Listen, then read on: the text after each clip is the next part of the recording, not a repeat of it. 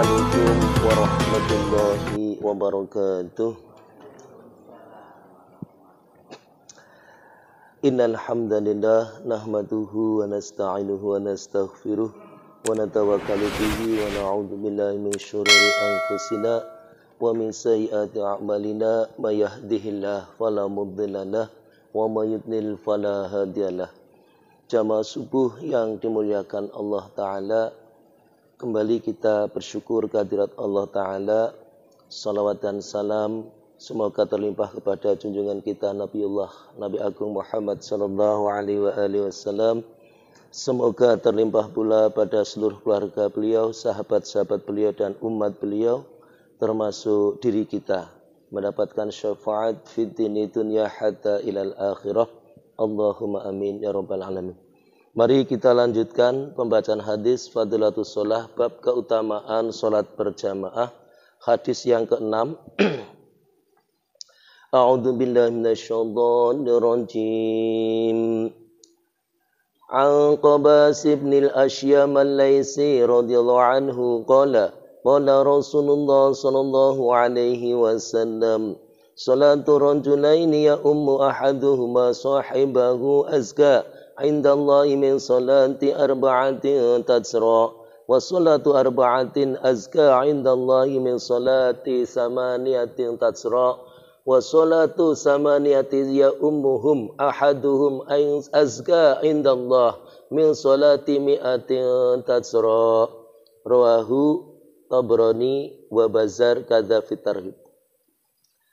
Dari Kubats bin Asyam Al-Laisi radhiyallahu anhu berkata, Rasulullah sallallahu alaihi wasallam bersabda, salat dua orang lelaki yang diimami oleh salah seorang darinya lebih baik di sisi Allah daripada salatnya 4 orang secara sendiri-sendiri.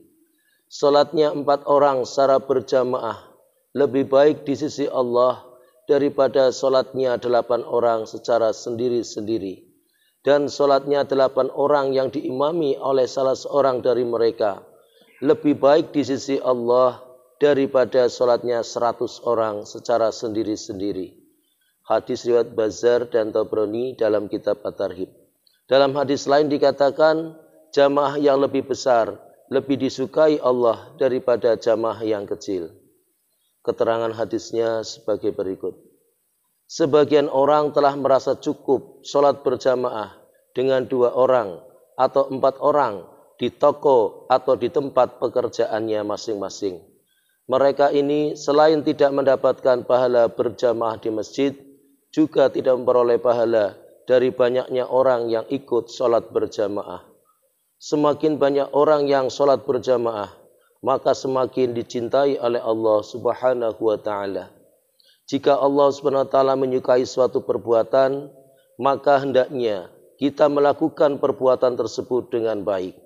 Sebuah hadis menyebutkan bahwa Allah Subhanahu wa Ta'ala suka melihat 3 hal.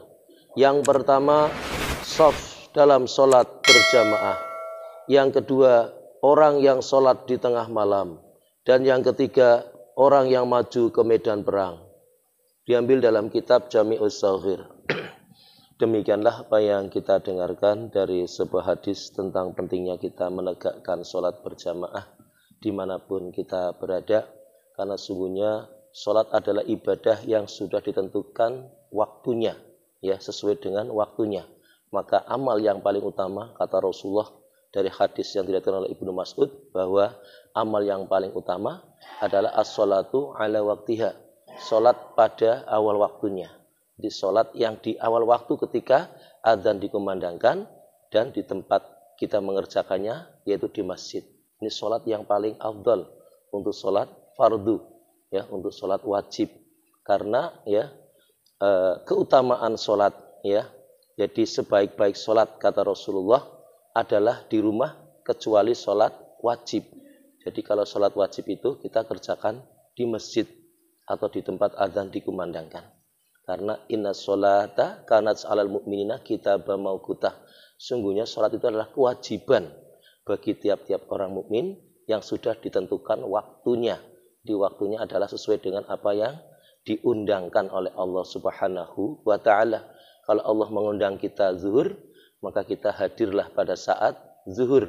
Kalau kita diundang asar, maka hadirlah pada saat asar. Kalau Allah mengundang kita subuh, maka hadirlah dalam waktu subuh, tidak terlalu jauh ya melencengnya. Maka harapannya seperti itu.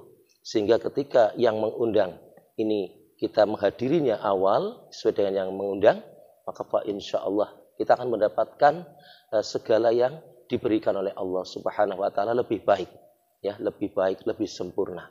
Maka mari kita berharap pada Allah agar mampu menghadirkan diri kita, keluarga kita, lingkungan kita untuk menegakkan sholat berjamaah di awal waktu insya Allah. Dan kita pula sampaikan kepada saudara kita pentingnya untuk menegakkan sholat berjamaah.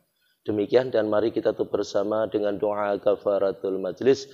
Subhanallah wa bihamdihi, subhanakallahumma wa bihamdika, asyhadu an la ilaha illa anta, astaghfiruka wa atubu ilaih. Assalamualaikum warahmatullahi wabarakatuh.